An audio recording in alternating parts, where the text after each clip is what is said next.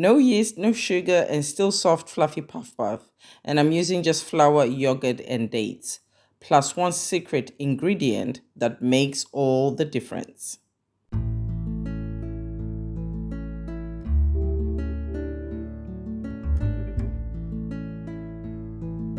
Welcome to Thriving with Mrs. O. Let's get started. If you don't have time to wait for dough to rise, this is for you.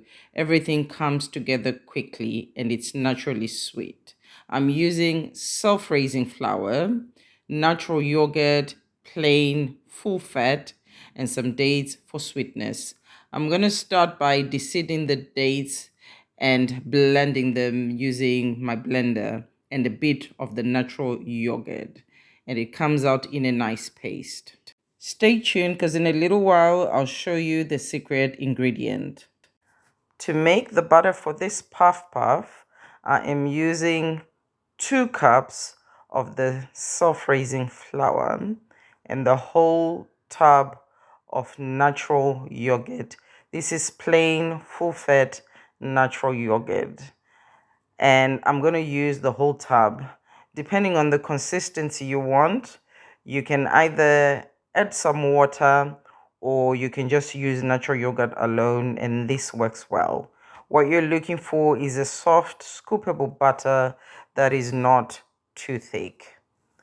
I'm also going to add the date paste that I prepared just before.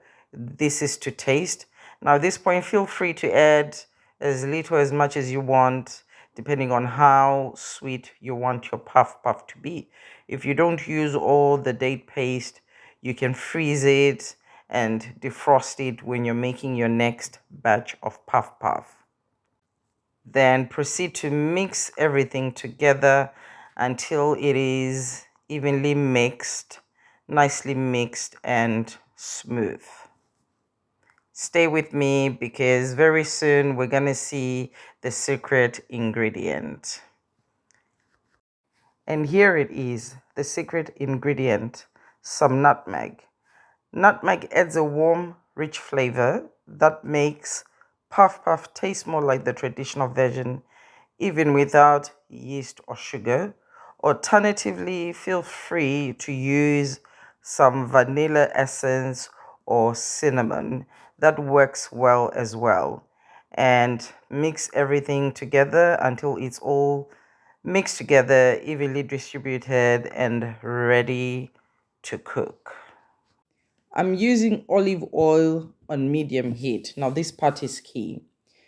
You want to heat up the oil properly before frying. You don't want it too hot or the outside will brown too quickly and the inside stays raw. You don't want it too cold either or your puff puff will absorb oil and become heavy. So you need to ensure your oil is heated perfectly. I'm using a dessert spoon and a teaspoon to scoop the butter and make it into puff puff balls. I haven't actually mastered the hand method yet, and I think that's completely okay. I'm still learning and getting better. But this method also gives you more control and helps keep the puff puff in even sizes.